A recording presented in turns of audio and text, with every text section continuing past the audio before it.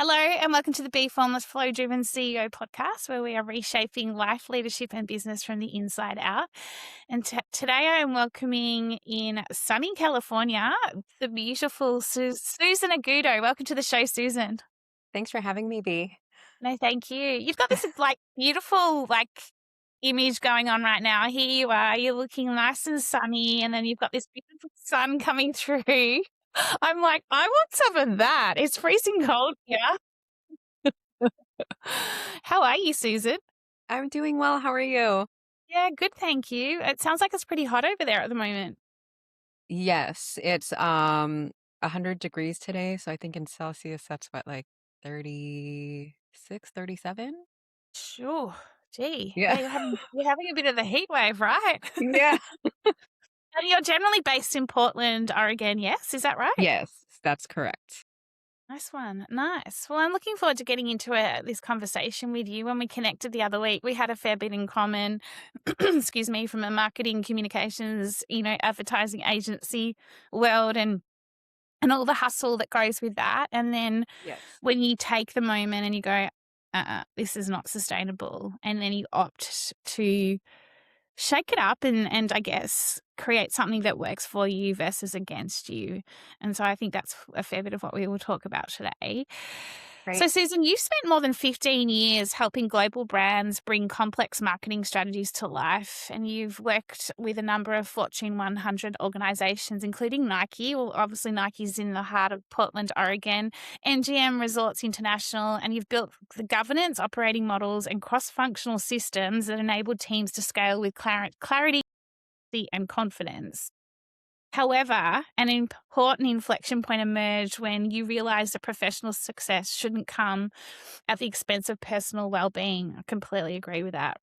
And that insight reshaped not only how you lead, also how you redefined what success looks like. So moving from that constant performance and burnout towards a more intentional way of working. I love this bit, setting healthy boundaries and creating space for the people and experiences that matter most. So important. And I think we still struggle with that a lot. Yeah. So today, as a co-founder of Demir Digital, Demir, I'll come back to you later on how you came up with the name.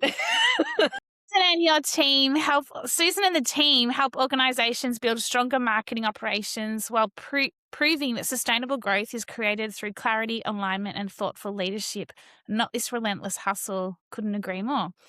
And at the heart and soul of your work is a belief that the strongest businesses are built by leaders who have the courage to protect their energy, honor their values, and create systems that allow both people and performance to thrive. Beautiful. Tell us a little bit about your journey, Susan, because I think it's quite at times hard when you're in that hamster wheel and you're in that relentless hustle. Sometimes you don't even realize you're in it, and then and then you realize, and then all of a sudden you're like, how the hell do I get out of this? Yes, absolutely. Um, so I think for me, earlier in my career, like in my 20s, I was actually started out marketing in the entertainment industry, so music and film. And I think that's where I got like the hustle mentality, because when it's like a big executive, a big film director asking for something, you can't tell them no. You just kind of have to figure it out and, you know, make miracles happen. And no So matter true. like the expense. Yeah. Um, Whatever it takes, right? yes. And then from there, I moved on to the agency side, because um, I don't want to get pegged as like, oh, she's just the film marketing or she's just the music marketing person. So I didn't want to get stuck in in that bubble. So I was like, okay, let me go to the agency side. And then, it was happening there on the agency side as well, which, you have like those fire drills where the client asks for something last minute and then you have to pull all nighters and that sort of thing, which I think is inevitable in most industries, at some point or another. Um, and then so it just carried on through there, and I was constantly chasing this title. Um, and I remember there was just one What was the job, title you were chasing? Sorry, what was the title you were chasing? VP. I was chasing VP. Um, Like, get that yeah, time, everything's gonna be amazing, right? Like, I've chased titles yeah, myself yeah. and Like I'm gonna be set for life once I become VP. And there's one job I got, and I was hired as a director, and I was like, I'm not leaving until I become VP, right? And then that didn't work out, and then it happened during the pandemic was when I had this job, and then everybody got laid off, and I was like, well, there goes that dream. And then after like a couple years into the pandemic, that's when I actually got the job at Nike. Um, and at Nike, I wasn't it I wasn't really chasing a title, and I was like, "Oh, this is very different. How weird." And I was talking to who is now my business partner at Demir Digital, and she had the same experience working on the agency side, chasing the title, and she was like, "You know what I think it is? I think it's because they actually value our work here, and we're being Mm, recognized for the work instead of being told like, oh, this isn't good enough." And I think we were mm. chasing those titles before because since we were not being appreciated for our work, that was sort of like how we were going to validate ourselves and the work that Yeah, we were doing. self-worth. Like, if you get that title, it means you've Yeah. succeeded. Yeah, I Yes. totally relate to that. Yes. Mm. Yes, absolutely. And then um so I was working at Nike for about 3 years, and they started doing mass layoffs. And I took that time as as an opportunity to really ask myself, like, what do I want to do? Because working at Nike, the team that I was working with in particular, they were amazing. The best boss I could possibly have. Everybody was super collaborative, and it's like nothing that I had experienced before. And I was like, What was so amazing about your boss? Like, what was so amazing about their leadership in terms of what you'd had um, previous? like I said, so in previous jobs, they're constantly basically saying that you're not good enough when it came to annual reviews. I think it's more because they didn't want to give you the raise sort of thing, but they would nitpick and be like, "Oh, well, you didn't do this, you didn't do that." But my boss at Nike, very uh, she empowered all of us to, even if something wasn't necessarily under our job description, if it's something that we felt passionate about and wanted to pursue or whatever, she always supported us and encouraged us.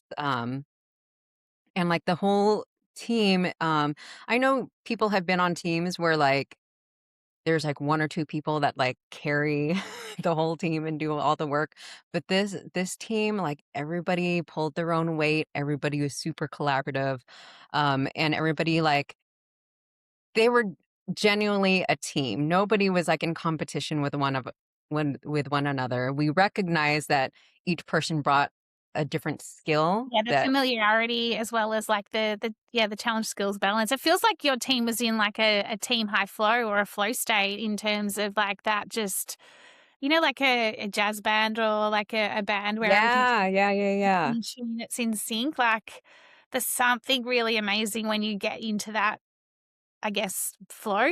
Mm. Yeah. And so once we got laid off, I was like, I don't think I'm ever going to find this ever again. And, um, my business partner and I, we were talking like back and forth between like commiserating and it was emotional roller coaster. So there'd be text messages going back and forth like really sad and woe is me, what are we gonna do? And then I was like jokingly, I was like, we should just start our own agency. And I was like, you know what, the more I thought about it, I was like, you know what, this is not a bad idea. Mm. And because my partner and I, we were totally in sync with how we worked together at Nike. We kind of like to joke around that we were like, I feel like we knew we had like past lives together because like the Their way that we're soul so in sync with each soul other. partners, yeah. Yeah. So we were like, you know what? Yes, let's just go for it. And we're very intentional about the way that we work. with the agency. Um, yeah, like you mentioned before, like we learned to set boundaries. Like it came to the point where we were working on a project and we kind of felt that, well, for one thing, I don't think that they were very organized, to be honest. So with that disorganization came a lot of last minute requests and that sort of Mm. thing. And they sort of made it our problem, sort of thing. Um, but it was to the point where it was kind of ridiculous, where Mm. um, 7 p.m. on Slack, we would get messages, "Hey, can you work on this? We need this at 6 a.m." And I was like, "You want this less than 12 hours? Like, when is my team gonna sleep? I can't. They're off the clock right now. I can't just call the team." And I was No. like, "Yeah." I've And had the I was like, guilt I've had the guilt of calling my team, like, before when I've done that, and you just look back and you go, who was I? What was I?" Where I was just like, "We've got" "Yeah, and they'd be like, "What?" And I'd be like, "Yeah, we just have to do it," like, because you're running on this fear, this adrenaline, and if you don't do it, it's like that's why I hate the word service. I don't know about you, I just hate that word because we're not a service, we're human beings, we're people, yeah." and, like or a supplier, I actually cannot stand those 2 words, like, Because it's it almost like where you're saying that you're, I mean, a nice way of saying like you're a slave to them. totally, totally, and I think it's part of the industry the way it's always been, and it's, that and and this is where for me it's like an us and them mentality sometimes, and so how do you make it more of a collective and a part of partnership? Like, I love that word because it is a partnership I and, agree. Yeah. 7 p.m. and then 6 a.m. I Yeah, and we went back and forth about it. Like, should we not? Maybe we'll help them out this one time. And I was kind of a little more adamant about it because I was like, no, because we do it once, and then this is setting the precedent. So they're gonna Mm. say like they did it once. They'll be able to do this for us again, and that's what I don't want. And we went back and forth, pros and cons, and we were like, okay, worst case scenario, if we tell them no, they could be like, oh, well, never mind, we're going to pull the project from you and take it to somebody else. Worst case scenario. And it was that year, that was actually our largest project. Uh, and I was like, is this something that we're willing to do? Because this is a lot of money that we were potentially giving up. And, um, you know, Did it you do didn't it? take. Oh, no, we were like, absolutely, we were like, "Okay, we're gonna tell them no. Absolutely not." And so what And happened? Did you keep the uh, client? it was kind of funny because so we told them no, and then they sent a meeting to regroup the next morning, and they CC'd the VP, and I was like, "Okay, they're trying to, like, bully us or whatever by CCing this VP." But what they don't know is that, like, we actually worked with that VP and she loves us. So, um, so once they, sent the little passive aggressive email with the VP, you know, saying, like, "Oh, we're so disappointed in, you guys. We thought you were, uh, we're hoping that you would be good partners, this and that." And I wrote an email back saying, I can't remember, but it was something along the lines of, um, "You guys have shown nothing but blatant disrespect, blah, blah, blah." And, the VP saw it and she text messaged my partner and was like, "I'm so sorry. What happened, you guys? Is everything okay?" It's always the way, isn't it? Like, I think this is the thing though, like, it makes me wonder what or that inner psyche of what is causing that behavior. Like, it's never there's something that's causing that behavior and it needs to be nipped in the bud because it's continuing today. And if anything, has it got better or has it got worse? I guess is my question. And you might have a point of view on that. Like, what do you think? Do you think it's getting better or do you think like, yeah, I just think because everything's at such speed right now as well, there is a lot of pressure, there's a lot of demand? I don't know. I think it depends on the individual person. Mm, Um, because I think that if people are sort of like insecure in what they bring to the table, they're gonna yeah, have these like passive aggressive tactics and stuff. But because like with other clients, they we've never had any problems with them. But like this one client, um when it came to us, putting together project estimates and stuff like that, they would kind of be like, "Oh, this is too expensive. Can you lower the price?" And I was like, "Yeah, absolutely. What would you like to take off of this scope?" yeah. Because the price is the price. So we're not No, um I know there's yeah. always this expectation, right? And yeah, it's so interesting. Tell me a little bit about you, the courage to protect your energy, honor your values, and create the systems. Like you start Demir Digital, you still have clients like this example you've just been sharing with us.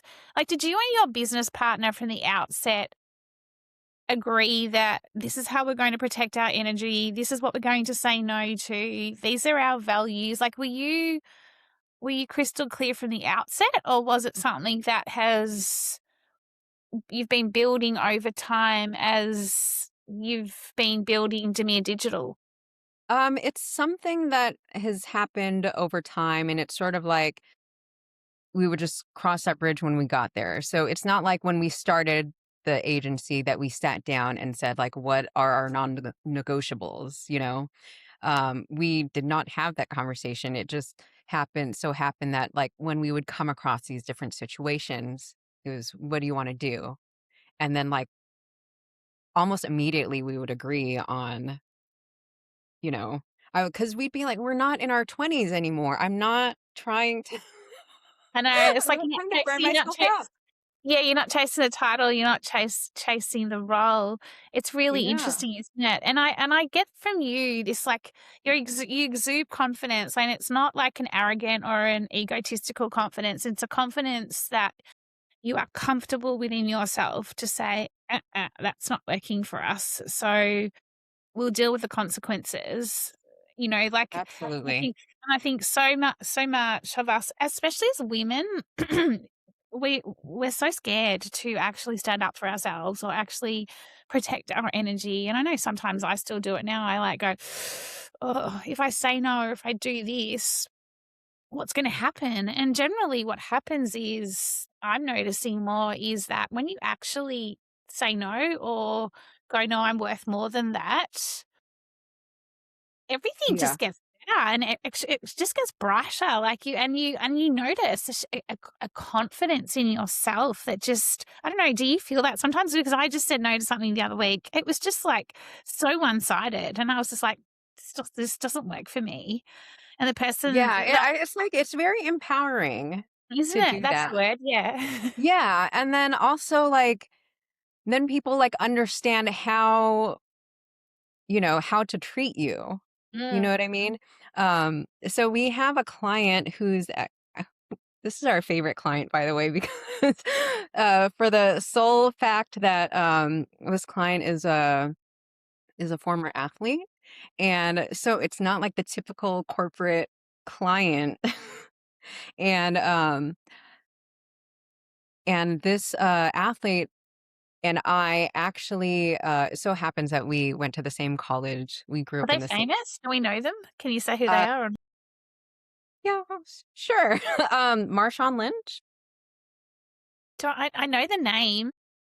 Yeah, he played for the Seattle Seahawks. He's Yeah. an NFL player, and he's no longer playing, but he's done he does a little bit of everything. um, I don't know if you've ever watched Euphoria, but in the most Yes. yeah, he was in Euphoria as one of the yeah, Well, one of sure. the guys. Yeah, yeah, yeah. But it's total like opposite of what our corporate client is. And just because we went to the same college, we are both from the same city. like I talk to him different. And there's no like, hey, just following up, it's I'll text and be like, don't act like you didn't see my text message. Like, why aren't you answering me? Like, But we're I was trying to get a meeting together with him and a couple of his business partners. And he was like, why don't you just tell me and I'll tell them? And I was like, no, because, I want to make sure that it gets communicated correctly, blah, blah, blah. And he was like, well, just tell me and then talk to so and so later. And I said, no, because I just want to say it once. And I, I was half serious when I said that, but like, I I noticed that like in our interactions following me saying, I just want to say it once. That he's like very mindful of that. So if I say something once, he'll he makes sure that he's on top of things. good. It's Yeah, good. It's like it's just being it's the ability to be your authentic self as well, right? Like and just be like, I don't want to waste time. I don't want to waste because you're also saying you don't want to waste his time. You don't want to waste your time. absolutely. Can I ask you, given you're now, how long have you had Demir Digital for? About 3 years. Yeah. And do you have you had any moments where you've borderline burnout or felt like you were heading down, or have you actually been so consistent the whole way through in terms of protecting your energy? Like have you noticed when you've dropped into survival mode versus thriving, flourishing, and if We've so, actually been very, very good at protecting our intentional? energy and yeah, and setting the boundaries. When we first started the agency, I spoke to a couple of my friends who you know, had started their own agencies.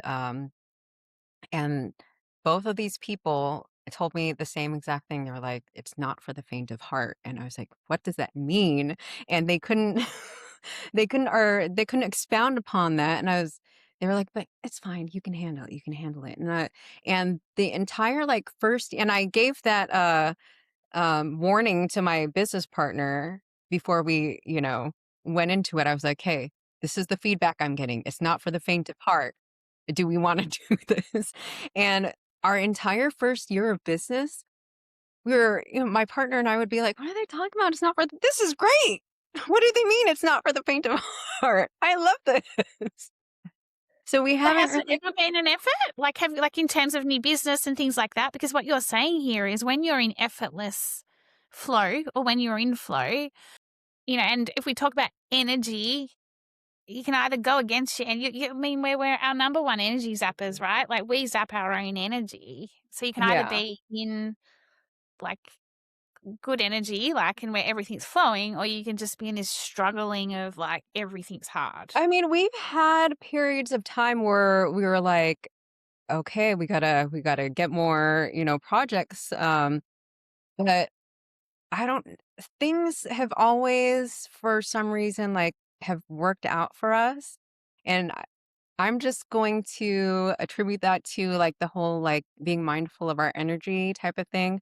So my business partner and I were very, like, when we started the agency, like, something that I've been doing for a while is, I have my own vision board and stuff like that. She does as well, and we were both talking about like, "Oh, I put this on my vision board and this and that." And she was like, "Should we have an agency vision board?" And I was like I was like, I kind of was thinking the same thing. And she was like, "Yeah, let's do it. Vision board." And like every time, um and sometimes, in our weekly meetings, I would be like, "Okay, this week let's focus on shifting our energy to, you know, uh our particular client or a particular like type of project that we want to work on." And it never um you know not necessarily would come like that, like, oh, we Yeah, it's just meditated instant. on it Yeah. and then like something came the next day, but like it always has worked out for us in the end. Yeah, that's because that's that energy flowing, right? It's like money. It's like if you think about it like a transaction, it's like it's not. It's a money comes in, money comes out, energy comes in, energy comes out, and Yeah. knowing when to, when your energy's low, knowing that that's the time to recharge. Yeah, W it's funny because my business partner's husband has been like he's not into the whole energy thing. He thinks it's kind of like woo woo or whatever, and but he'll quietly and you politely like listen to some of our, conversations where, we're just bouncing ideas off of each other. But um, a couple times he said to my partner, like, you guys are starting to turn me into a believer with all this, you know, things always happening for you guys. Yeah, it's so true. Like I agree. Like it's everything. It's like we're in this energetic state right now. It's all like you can't see it. You can feel it. And it's like when you Yeah. connect with people, right, and coming right back to business partnerships and clients and things like that, you can energetically feel straight away whether I can. I don't know if you about you. Yes. Yeah. You know straight away. Like you can go, this is a vibe or this is not a vibe. And I think you have 100%. to really listen and tap into that. Tell me, like, we've talked a lot, like, about well-being, whole being, being more soulful, like the clarity, the alignment, and setting the boundaries and everything else. Demir Digital, like, you're into, like, technology, AI. Are you seeing a bit of a are they butting heads? Like, I mean, like, do you see this energy in tech, like, for example, is it butting heads at the moment, or do you see that there's an opportunity to bring them more together? Like, if we think about alignment, like, how do you see AI playing? I think when people think of AI, they sort of equate it with like AI is taking over and stealing our jobs sort of thing, which I think has happened with some companies where people, have been laid off because they're going to replace it with AI. But, you know, we, we firmly believe that like AI is a tool, not a replacement, because you still need a human touch, and you still need the human to tell the AI what to do. And again, it's like it's AI, so you still do have to check their work. I would Totally, I know. I know. I know, it's so interesting, and we were talking about story before, like, before coming onto the pod, right? And, Mhm. it's really important, like, the ability to be more like, to have that human intelligence, and, like, human intelligence is energy in itself. Like, if you don't have that, and if you don't have the ability to tap into what's in here, you're just gonna Yeah. become it's gonna become very dull, and I think that's where the transactional element comes on in as well. Yeah, I agree. Yeah, S absolutely. so so tell me then, what do you like, from a leadership perspective, what do you think the leaders of today really need to be tapping into? Like, besides energy, like, when you talk about setting boundaries, healthy boundaries and things like that, what do you recommend? Like, what is it that you think leaders need more of and less of? Um, well, this isn't necessarily like a more of less of thing, but so this is something that I've implemented for myself. And, when I told my partner and I told my best friend, they both said that this was like life-changing advice for them. And I was like, Oh, really? I didn't think it was that deep, but I don't know. But I only do like one task a day. And yeah. And so the one task a day for me, it originated from when we first started the agency and we didn't have clients yet. One task a day was my way of feeling, making myself feel productive that I got like, something done. And that I was productive with my time. And I was like, hey, I sent out one outreach email. That was my task for the day. Great. But like now that we have clients and projects, the one task a day translates to instead of I'm going to work on this project for an hour, that project for an hour, this project for an hour. No, I'm just, if I'm going to work on a client's like digital strategy, I'm just working on the digital strategy today, and that is my one task for the day. That way, like I have, it has my undivided attention, and I can have like my full um, focus on it without being like, okay, wait, now I need to stop and work on this. Yeah, So because your brain's just constantly going, like, from a neuroscience perspective as well. Like, you start something else, and it's almost like it's still over here. So you're switching, constant switching. You're yeah, exhausting yourself, right? yeah, and my business partner said that that was life-changing for her because she was like she's constantly like on the go, and she said that, that really helped her focus, and because when she was doing more than one task a day, that's when she was starting to feel burnt out because yeah, because like it's like using your brain takes a lot of energy. Yeah, I agree. Oh my gosh! So just quickly, like here we are. This comes right at the end of the conversation. One half a day. I'm like, we could have a whole pod on this. Yeah. How then? Because the listeners will be just like, what? And like, I guess because the world is so fast at the moment. Like I wake up overnight and I've got like that many emails and I'm looking at everything going. And sure, you can have your agents looking at them all. I still think you need to look at them and check Yeah. things. And like, you're saying exactly the same thing. Like it's an intuitive thing, right? When you're like really busy, like you've got a lot going on, like if you're doing one task a day, do you just then delete, defer, delegate the other tasks that are just not relevant? Or is that where you've got your agents set up? Like how do you, because you're Uh running it, you're a founder, it's your business. So like one Yeah. task I Like some get, of the tasks you do, you do have to delegate. Um, and actually with the AI that I've set up for myself and like I've told my AI, these are the things that I want to accomplish this month. And give me one task a day. um, and it kind of the AI sort of sets it up where they'll be like, okay, this week you're just focusing on this. So mm, this is your one task. And sort of like each week has like a theme that I'm working on. I mean, there are times that I do have to do two tasks a day, but like that's max two tasks. But yeah, so you just delegate and then yeah, I just have my AI like um, you know, scheduling the tasks in a way that kind of makes sense, like where you're working on like, so by the end of the week, you're done with like one huge project. yeah, true, yeah. Oh, and then I'm thinking here your agent saying to you, "Don't worry, Susan, I've got it. I've got the rest of it." And I'd be like, "Holy shit, no!" Like, do you know what I mean? Like, because it's getting wild. Like, I get little emojis sometimes with these like faces at me. My agent sometimes does it. I'm like, "What is going on?" Like, oh my goodness. Oh my goodness.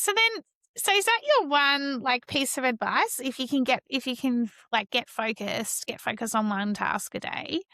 And if, for example, if the listeners out there are listening and they've got like 50 tasks at the moment a day, where do they start? Because going from 50 to one is a lot. Like, so where would you start, like from an energetic perspective as well? Um, I would when I think of like how to figure out which ones to do when, um, you kind of have to think of it of like assigning sort of like importance to all of them. So like obviously if it's something that's client related versus like administrative, then I'm going to do the client one first. Yeah, so high value, low value. It's what's Hmm. your high value, what's your low value. And Yeah, I also think exactly. times of the day, like when are you're most creative or you're most strategic? And I always Yeah. think the mornings for me are when I'm at my best, like just to be able to Yeah, absolutely. For me, like I work out in the morning, so um I'm not allowed to do any work or like answer any emails or anything until my workout is done because I've done that um where I like a few weeks ago I was getting into this like rut almost where I was getting into the habit of answering emails like before my workout, and then I would try to do my workout, but my mind is still on the emails and all the stuff that I have to do when my workout is over. And half the workout, I'm on my phone like this, trying to answer emails. And then, then I get upset with myself that I had a bad workout. So, Yeah. Yeah. yeah, you just kind of You have need to to be shut like, off. Like, I get it. Like, I go to the gym and it's like meant to be a no phone zone. And the amount of people that I come into classes with their phones on, I find it really disrespectful. Like, and I'm not having you go, you don't worry. But I just do. I just think to myself, you're coming into a class that is specifically no phone zone. And here you are. Like, what? Like, can you not just have some time out? So, yeah. I mean, I come out of class sometimes and I'm straight to my phone to check stuff. And even that, yeah, I'm like, I need to stop that because you yeah, go from, or like I meditated last night and then I went straight to my phone because I was yeah. meditating from my phone and I'm like, have I just I've ruined done this it where whole thing? I have the timer for the meditation, um, and then I'll be meditating and then remember something and I'm like, "Oh, pause the timer. Let me go do this really quick. Okay, unpause." Oh my gosh. Oh my gosh. Oh my gosh, Susan, what an awesome chat. So what's next then? What's next for you and your partner? What's next for Demir Digital? This is my final question, by the way. Yeah. What Um, intentions have you set? we just wanna keep on doing what we're doing. I spoke to a friend last week and he had asked me, he's like, "What is the ultimate goal in the next 5 years?" Do you wanna get acquired? This and that. I was like, "It would be nice, but it's not like the end all be all for us." I just wanna and I'm not chasing making a certain amount of money. I don't it's not like, we're trying to make as much money as possible. I just wanna make enough to where I don't have to think about money. Yeah, I get it. Yeah. Yeah, so I don't necessarily have to make all the money, but I just wanna make enough and just continue to do good work and setting these boundaries so I can, you know, I Have mean, these that's just what makes spaces. work what makes work, like, enjoyable, like, it's something that we're passionate about, and, um, when you set those boundaries, it helps you not lose that passion for the work that you're doing. Agree. Oh, that's such a Yeah. good leading thought. Set the boundaries so you don't lose the passion. I think it comes back to being effortless as well, right? When you wake up Mhm. and you energetically love what you do, it makes all the difference. And at the end of the day, like the ability to spend time with our loved ones and all the experiences, I think we just need more of that. Susan, thank you so much for such a beautiful Thank conversation. you. So This tell was us how do fun. we Yeah, it was totally fun. How do we find out more about you? How do we find out more about Demir Digital? Yeah, on our website, demirdigital.agency. Amazing. And Demir, where did the name Demir come from? You were giggling earlier. I It's keep saying actually this is the last question. This is the final question. it's actually a funny story because we we're not copywriters. We were like, I have no idea what to name our agency. And so at first we started to think of, names that had meaning and like try to have a deep meaning with our name. Um and we couldn't think of anything. And I was like, you know what? Why does it have to mean anything? It could just be, something funny that's an inside joke between us. Or, just something random. It doesn't have to mean anything. And so that's the route that we took. Demir actually comes from so my partner and she got me into this Turkish drama series. And Demir was the last name of, like, the main character that we both had a crush on. So that Funny. Oh, because you're and then right. We so overthink things at times, and we think we have to come up with this, and it comes back to that title, the VP, right? At the end of the day, Yeah, it's and it's it's hard. funny though because whenever, you know, we're celebrating something with our agency, my partner and I will text each other and we have like, you know how like the iPhone has like stickers that you can, we're always sending like stickers or like pictures of the main character Demir guy whenever we're like celebrating something. That's so funny. I love that. Oh, Susan, so funny, so great. Well, thank you so much for your time today, and Yeah, thank enjoy that you. beautiful sunshine. Hopefully, you get to enjoy those summer vibes today. It Yeah, looks gorgeous yeah, outside watching definitely. sunlight. Thanks, Susan. Have a good All right. evening. Thanks, Take you too. care. All Thank right. you. Bye. Thanks.